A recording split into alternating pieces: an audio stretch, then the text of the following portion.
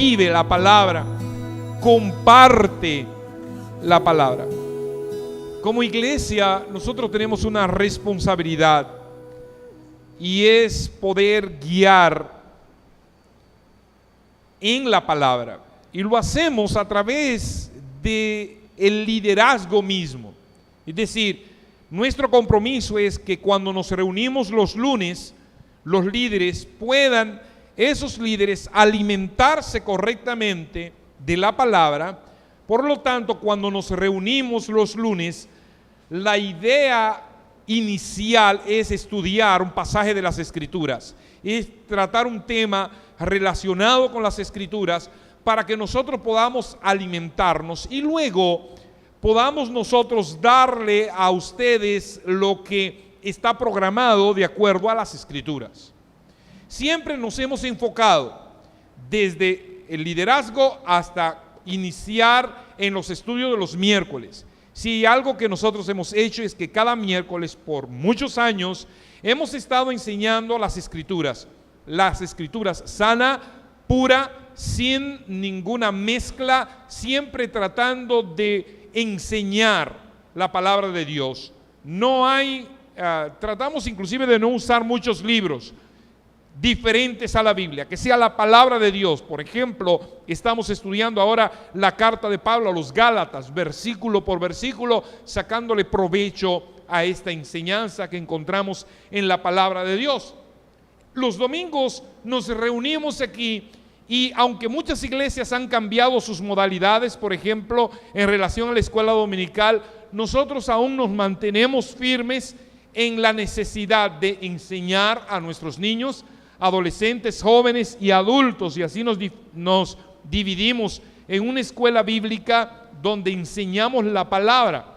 Por muchos años, inclusive, en la clase de jóvenes y adultos, hemos estado enseñando la Biblia libro por libro, porque entendemos la importancia que tiene el enseñar las Escrituras, el mostrar la palabra de Dios como ella quiere que sea enseñada. Y finalmente, cada domingo, una persona en este lugar se para a enseñar las Escrituras. Todo lo que nosotros enseñamos, sea yo o cualquiera de los predicadores que tenemos aquí, que próximamente va a haber una serie de predicadores, estaremos llevando siempre el poder de la palabra, enseñando las Escrituras, mostrándola de la manera más sana posible, no de acuerdo a lo que nosotros creemos, sino de acuerdo a lo que ella está mostrándonos, sin agregarle ni quitarle nada, la palabra de Dios viva, eficaz, correcta. Eso es lo que hemos procurado.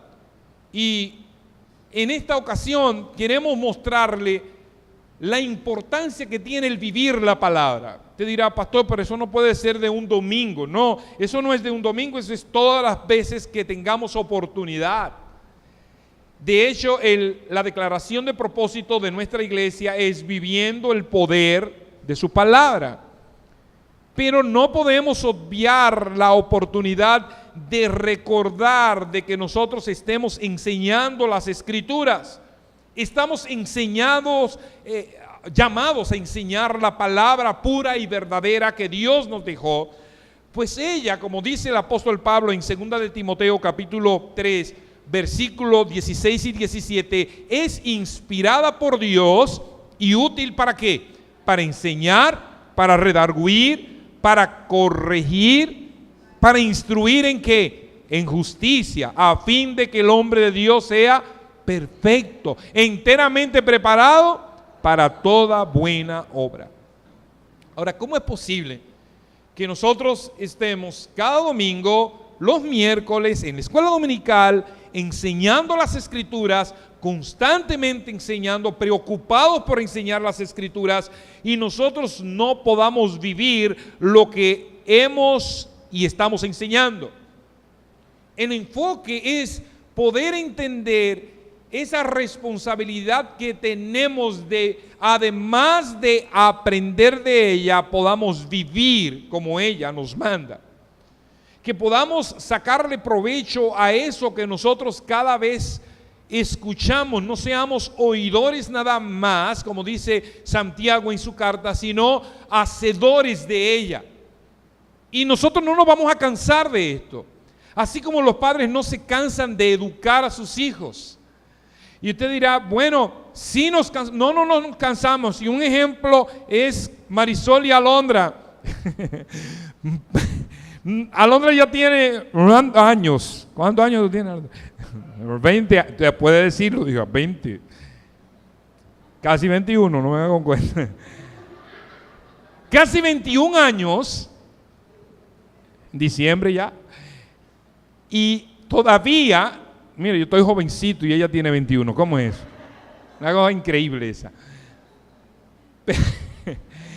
Pero es increíble cómo Alondra todavía está siendo educada por sus padres, especialmente su mamá. Cuando Alondra dice una palabra que no está bien, oye, ¿cómo está? Está. Y eso es constantemente, cada vez que tiene oportunidad. Marisol está enseñándole a su hija a cómo pronunciar correctamente las palabras. ¿Sabe Alondra pronunciar las palabras? Sí, pero a veces se le va, dicen por ahí, dice un personaje de aquí de la iglesia, se le va la guagua. Y se acomoda y entonces constantemente su mamá le recuerda, debes hablar correctamente. Pero eso significa que a Marisol y nosotros amamos a nuestra hija y queremos que ella haga las cosas correctas. Es lo mismo con el pastor y la iglesia. No me voy a cansar nunca de mostrarles la importancia que tiene el que nosotros aprendamos a vivir la palabra. ¿Saben por qué? Porque nuestro modelo por excelencia, nuestro Señor Jesucristo, nunca perdió oportunidades. En el momento indicado, Él iniciaba una enseñanza con el fin de que sus discípulos, de que las personas que lo escuchaban, además de escuchar, pudieran vivir lo que Él estaba enseñando. Y en el pasaje que nosotros acabamos de leer, encontramos una parábola muy interesante que lo que hace es la culminación a una serie de enseñanzas que Él usó desde el capítulo 5 hasta el capítulo 7. Usó 3 capítulos para enseñar a las personas que lo estaban escuchando. Es un sermón que usted conoce muy bien, denominado el Sermón del Monte. Y se llama así, y se le puso ese nombre por una situación en particular. Jesús estaba enseñando, estaba caminando, se encuentra esta multitud. Y dice las Escrituras en Mateo capítulo 5, versículos 1 y 2, viendo la multitud, subió al monte y sentándose, vinieron a él sus discípulos y abriendo su boca les enseñaba diciendo. Es decir, Jesús lo que hace es buscar un ambiente interesante y adecuado para poder enseñar a una multitud. Recuerden ustedes que Jesús no tenía las tecnologías que tenemos hoy, la amplificación de un micrófono, de un medio que pudiera hablar a muchas personas. ¿Qué hace Jesús? Usa el ambiente natural. Se sube en una cuesta, en un monte, y desde el monte con la gente abajo tiene una amplificación natural. Si usted se da cuenta, las iglesias que se construían, si usted va por ejemplo a una iglesia católica todavía hoy, esas iglesias están construidas en los, ¿cuántos? 1400, muchas de ellas 1800. Esas iglesias eran construidas con una amplificación natural porque no habían micrófonos y el sacerdote hablaba y la gente los escuchaba, buscaban una amplificación natural. Eso es lo que Jesús hace. Jesús busca una amplificación natural, se sube a un monte y la gente lo está escuchando desde abajo y Él comienza una serie de enseñanzas que al final concluye con esa parábola para darle una aplicación a lo que Él ha enseñado. Y vamos a ver a grosso modo todas esas enseñanzas que Jesús tomó en el Sermón del Monte. Porque si nosotros pudiéramos empezar a predicar el sermón del monte de hoy, estaremos hasta hoy y hasta la siguiente semana aquí parados y ustedes escuchando, ¿verdad? Por lo tanto, solamente voy a mencionar lo que Jesús enseñó ese día con todas las personas. Lo primero que él enseñó fue acerca de las bienaventuranzas. En el capítulo 5, versículos 3 al 12, Jesús hace y da un sermón acerca de cuán bienaventurados somos al depender de Dios en todo lo que hacemos y todo lo que nosotros somos. Él continúa hablando de que el cristiano, el creyente, es sal y luz en este mundo, la importancia de ser de testimonio. En ese mismo capítulo 5, versículos 17 al 20, dice que Jesús les enseña acerca de la importancia de cumplir la ley. Someterse a la ley de Dios no es gravoso, sino que nos beneficia y nos edifica. Él dice: yo no vine a abrogar la ley, yo vine a cumplir la ley, yo vine a hacer lo que Dios me ha mandado para que ustedes puedan vivir correctamente. Siguió enseñándoles acerca de la ira y del asesinato, algo que afecta tanto a la sociedad, especialmente en nuestros días. Y Jesús nos habla acerca de cómo nosotros somos llamados a traer paz, sosiego y amor para con el prójimo. En una sociedad de tanta violencia, en una sociedad donde hay tantos feminicidios, nosotros somos la diferencia. Nosotros hacemos la diferencia, y eso es lo que Jesús está enseñando a las personas que están escuchando. Él habla acerca, en el capítulo 5 también, versículos 27 al 30 de Mateo, acerca de la lujuria y del adulterio. Cuidar es lo que Jesús está diciendo: cuiden su vida íntima en pareja. Es el deber de todo creyente evitar contaminar su cuerpo, el cual es templo del Espíritu Santo, evitando la lujuria, evitando el adulterio. Es común, muy común, que la gente se involucre en asuntos sexuales fuera del matrimonio y que dañe su propio cuerpo y dañe su relación con Dios. Él habla también un flagelo que afecta grandemente a la sociedad, no solamente nuestra, sino en todo el mundo. Él habla del divorcio y los segundos matrimonios. Somos los llamados a ser ejemplo con matrimonios sólidos, robustos, familias sanas que edifican la sociedad, edifican la iglesia. Y Jesús habla de la importancia de eso. Capítulo 5 de Mateo también habla de los juramentos. Él dice: nosotros debemos ser honestos, fieles en todo lo que hacemos. No necesitamos jurar. Lo que nosotros debemos hacer es que nuestro sí sea sí y nuestro no sea no. Debemos ser responsables con la palabra, que la gente cree en nosotros, que la gente pueda entender que un evangélico, que un cristiano, cuando dice una cosa lo hace, porque eso es lo que el Señor nos está enseñando.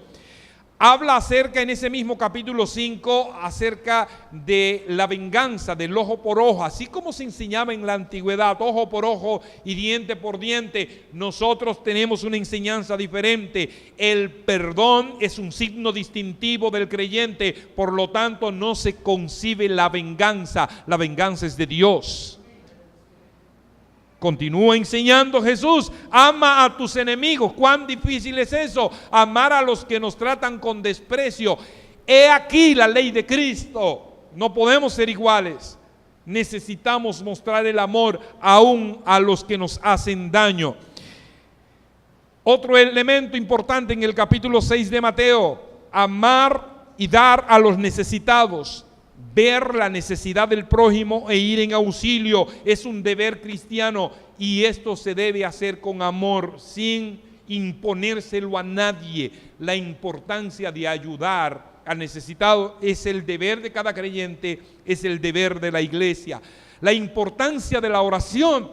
¿Cómo orar? Jesús nos habla en este sermón acerca de la importancia de la oración. La oración es el medio perfecto y correcto para llegar a Dios, y no podemos obviarlo nunca. En el capítulo 6, versículos 16 al 18, practicar el ayuno es darle ese elemento, esa matizar la oración, además con el eximirse del alimento para tener una mayor intimidad con Dios. Nos habló en el capítulo 6, versículo 19 al 24, de hacer tesoros en el cielo. Él está diciendo en esta enseñanza: no pongan la confianza en la tierra, en las cosas de la tierra, porque esto es pasajero, esto se termina. Nuestra herencia está allá en los cielos. Por lo tanto, nosotros debemos confiar y depender de lo que tendremos allá, no lo que tenemos, no ofuscarnos por las cosas terrenales. Eso es un constante en la vida del ser humano. Nos afanamos demasiado por las cosas terrenales cuando esto se va a quedar aquí. No te preocupes, dice el Señor también en el capítulo 6, el afán, la ansiedad no son parte de la vida de un creyente. Debemos depender de Dios en cualquier circunstancia de nuestra vida. No juzgues hipócritamente. De la manera que juzgamos, seremos igualmente medidos. Dios nos manda a ser justos en la manera como vemos y actuamos con los demás. Pedir, buscar y llamar. Otra de las enseñanzas encontradas en este sermón: nunca olvidar que tenemos un Dios que nos da lo que necesitamos. Él solo espera que lo busquemos, que llamemos, y Él estará presente. Finalmente, la puerta estrecha. Sabemos que no hay otro camino al Padre, solo Cristo, y a Él debemos seguir para poder llegar al Padre. No hay otro camino, no hay otro medio, y cuidarnos, que esto es algo que está ocurriendo mucho. Cuidarnos de los falsos profetas fue la última enseñanza del Sermón del Monte. Estudiar las Escrituras, por eso es que es tan importante estudiarla, escudriñar las Escrituras, porque esto nos evita caer en lazos del diablo, en engaños de los falsos profetas. Jesús resume, estamos haciendo un resumen de resumen para nosotros mostrarle lo que Jesús quería enseñar finalmente en esta parábola tan interesante en esta mañana. Y Él concluye, luego de enseñar todo eso, yo me imagino que pasó varias horas con la gente escuchándolos y ellos atentos. La gente estaba atenta. Lo que Jesús enseñaba era palabra de vida, palabra de salvación. La gente estaba interesada y era tal la forma como la gente se interesaba por Jesús que no importaba la hora. Dice que algunos dejaban sus casas y se quedaban allí, ¿verdad? Hasta tal punto que Jesús un día tuvo que buscar comida para ellos. No les importaba si tenían hambre o no, ellos estaban deseosos de escuchar esa palabra. Y luego de concluir ese gran sermón, entonces comienza el pasaje que nosotros acabamos de leer en esta mañana, que dice: cualquiera pues que me oye esas palabras y las hace, le compararé a un hombre prudente que edificó su casa sobre la roca.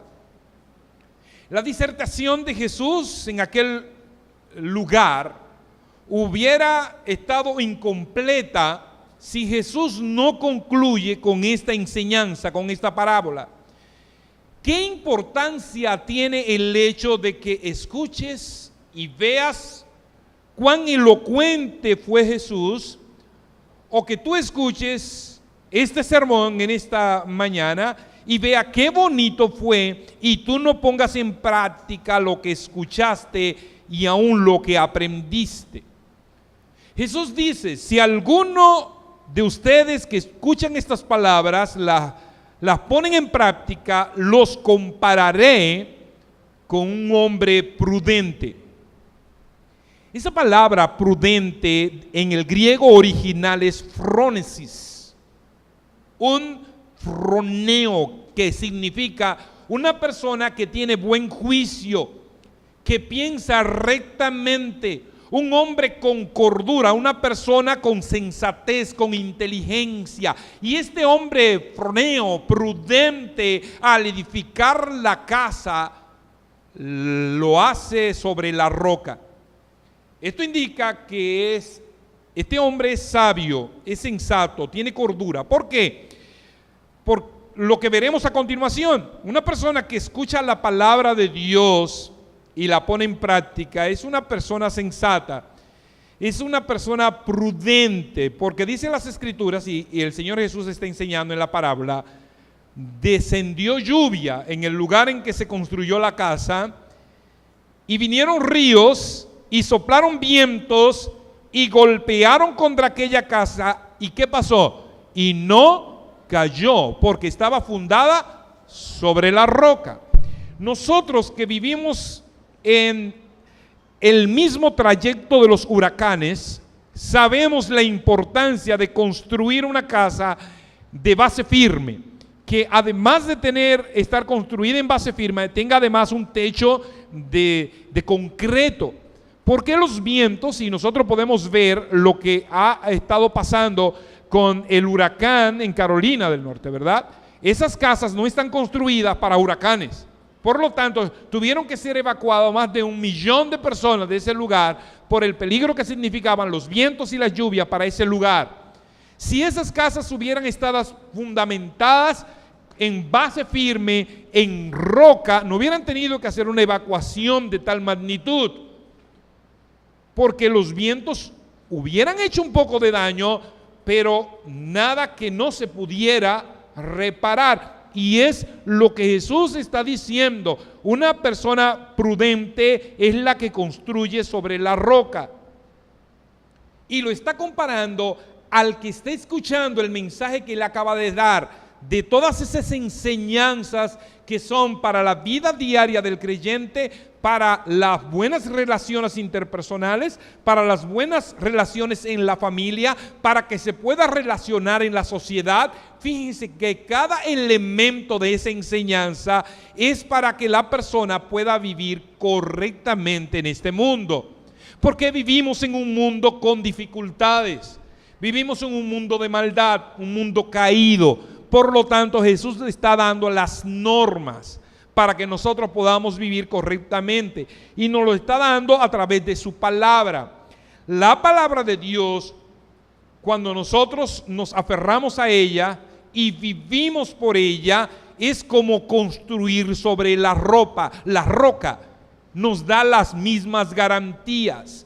Vivir plenamente la palabra nos asegura que cuando pasemos por momentos de dificultades, aunque vengan vientos de problemas en nuestras vidas, nos aferremos a ella y encontremos lo que necesitamos. Fíjense lo que dice el salmista en el Salmo 102. Precisamente hacía mi devocionales uno de estos días en la semana, y Mabel estaba ahí conmigo, ¿verdad? Y yo le decía, mira Mabel, qué interesante lo que hace el salmista en el Salmo 102. Él estaba pasando por un momento de crisis emocional, espiritual, una situación difícil en su reino, el rey David. Y en el Salmo 102, versículos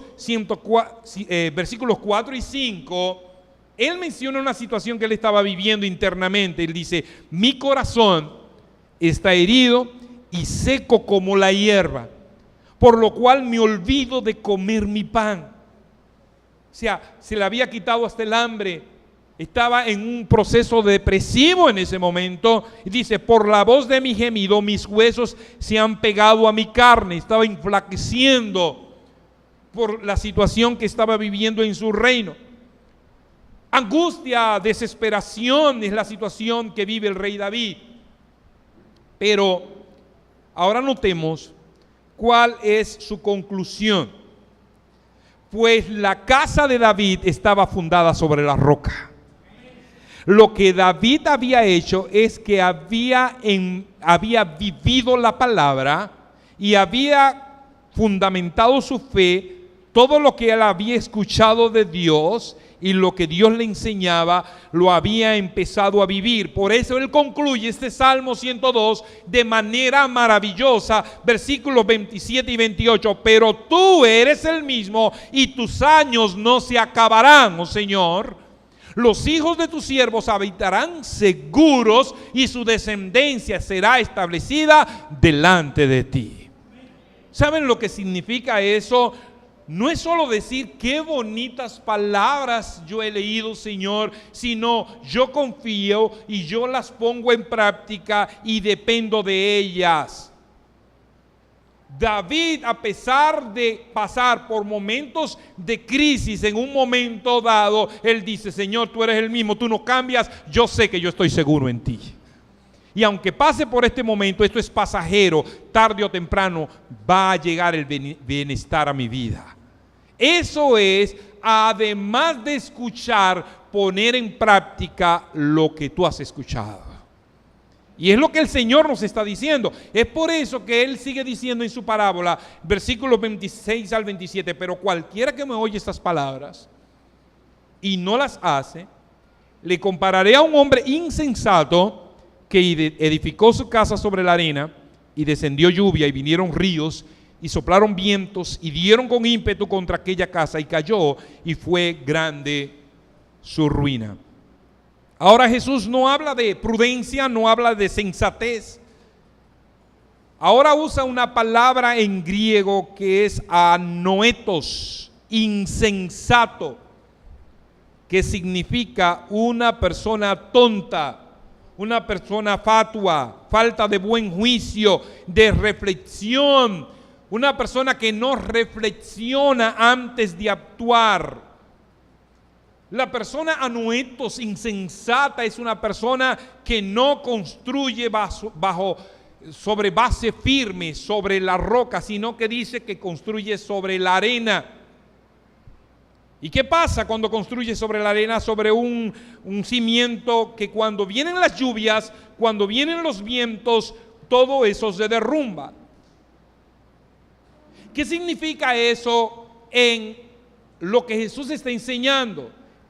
Es aquellos que han escuchado la palabra, pero no ponen atención y no la viven.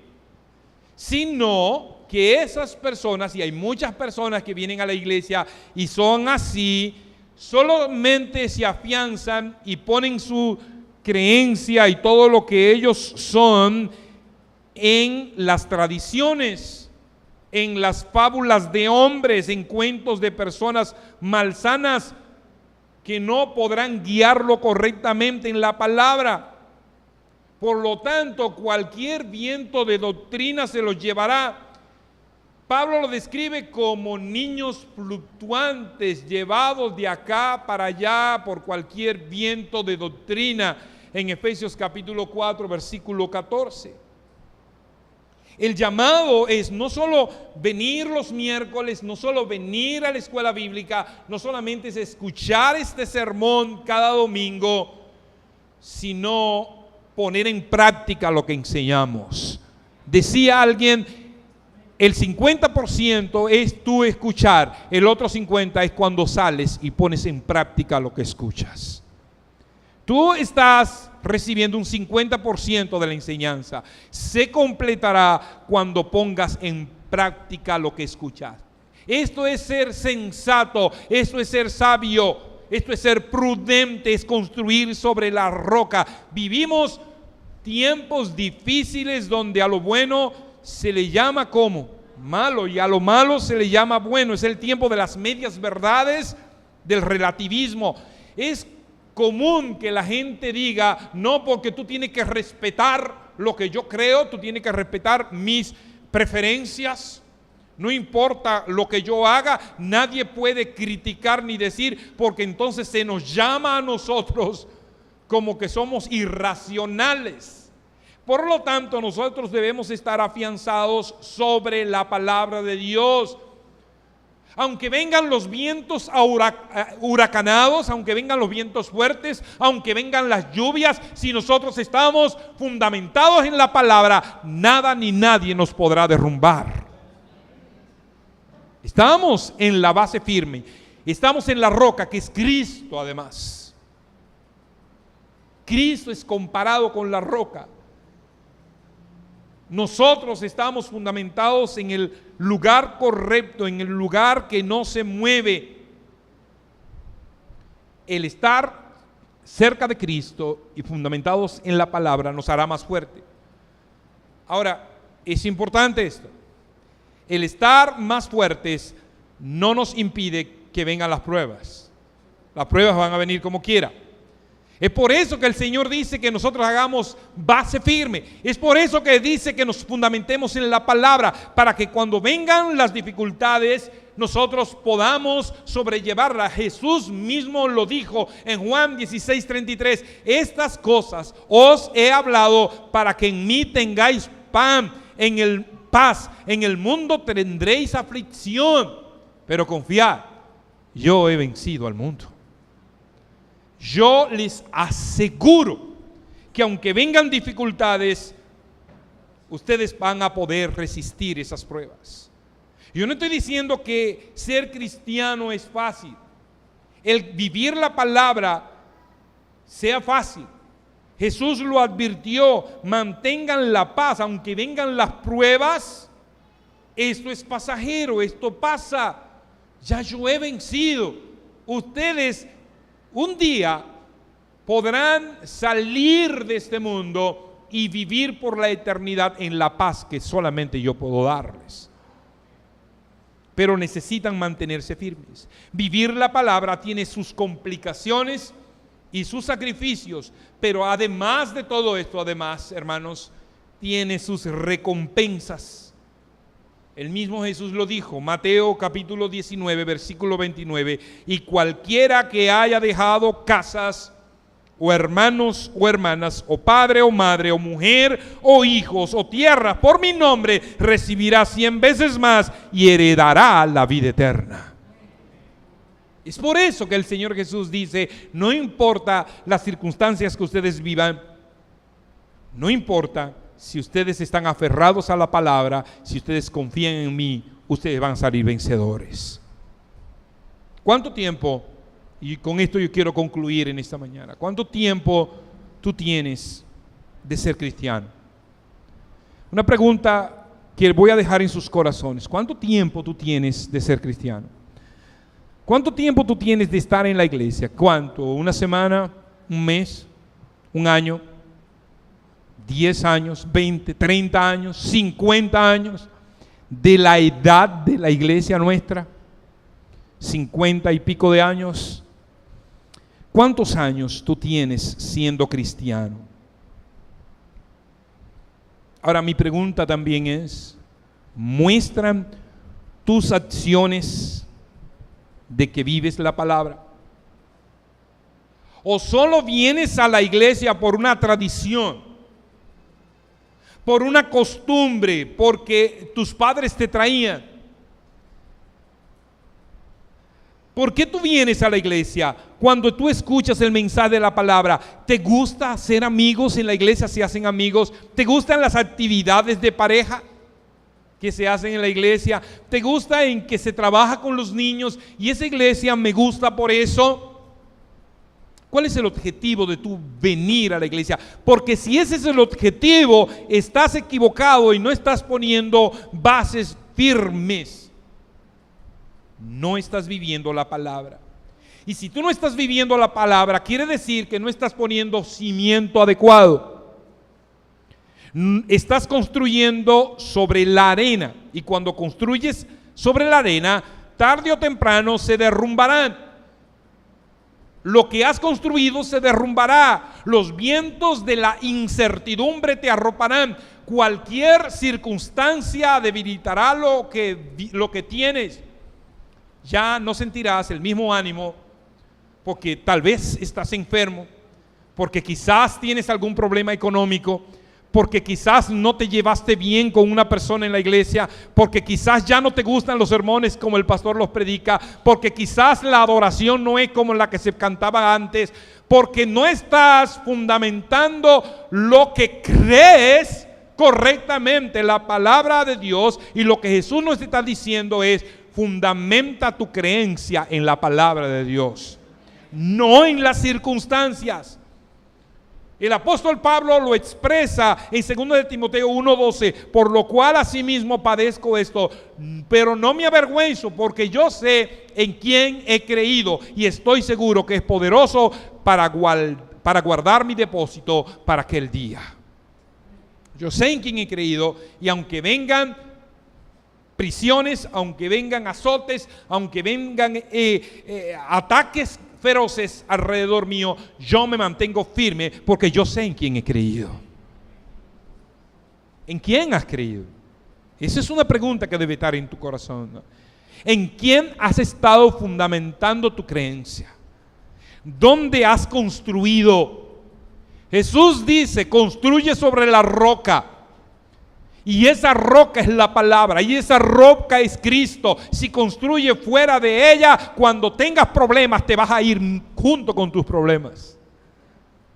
Yo veo mucha gente así, que fueron cristianos muy emocionales y venían a la iglesia siempre y no faltaban a los cultos pero cuando vienen los problemas, los vientos se los llevan de paro. Y entonces ya no es un cristiano tan fiel, ya no es un cristiano que tú puedas contar con él, porque no estaba afianzado sobre la roca.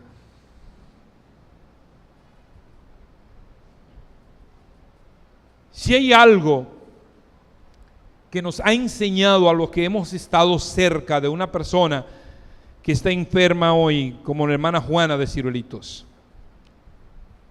si hay algo que nos ha enseñado esa mujer, es que su fe está puesta sobre la roca. Porque ella nos dijo cuando estábamos ahí estos días, pastor, se me salen las lágrimas, pero me las seco y alabo a Dios. Porque esta oportunidad que Dios me ha dado de yo acercarme a gente que no me había podido acercar nunca, ahora yo lo tengo porque tengo cáncer. Y dijo, gracias por mi cáncer, Señor. Eso es estar fundado sobre la roca. Eso es tener fe firme. Eso no es fácil. Ella llora, ella siente incertidumbre, pero ella sabe en quién ha creído. El ser cristiano no nos evita los problemas. Es más, le voy a decir algo peor. Ser cristiano nos trae más problemas. Pero gloria a Dios por los problemas, porque eso nos asegura vida eterna. Hermanos, aprendamos a vivir la palabra. Eso es algo que nunca me voy a cansar de decir. Cada día es nuestra responsabilidad, pero qué maravillosa responsabilidad. Que la gente pueda ver en nosotros el que vivimos la palabra es lo que va a hacer la diferencia. Porque nuestras acciones hablan más alto que nuestras palabras. Y de eso yo quiero hablarles la próxima semana. Además de vivir la palabra, yo debo compartir esta palabra. Yo quiero que usted pueda reflexionar esta semana.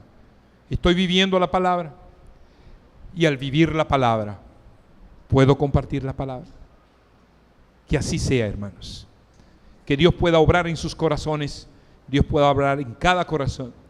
Y déjenme decirle a cualquier persona que está aquí, que si no conoce del Señor, si tú no te has afianzado en la palabra, si no conoces la palabra viva de Dios, yo te motivo a que te adentres en ella, porque no hay nada mejor para ti. Porque nada te puede ofrecer lo que te ofrece la palabra de Dios. Bienes, dinero, placeres, nada se compara, porque todo aquello es pasajero, pero esto permanece para siempre. El cielo y la tierra pasará, pero mi palabra no pasará, dice las Escrituras. Mi palabra permanece para siempre, es implantada en sus corazones y permanece y redunda para vida eterna. Que pueda ser sembrada en tu corazón es nuestro deseo, es nuestra oración.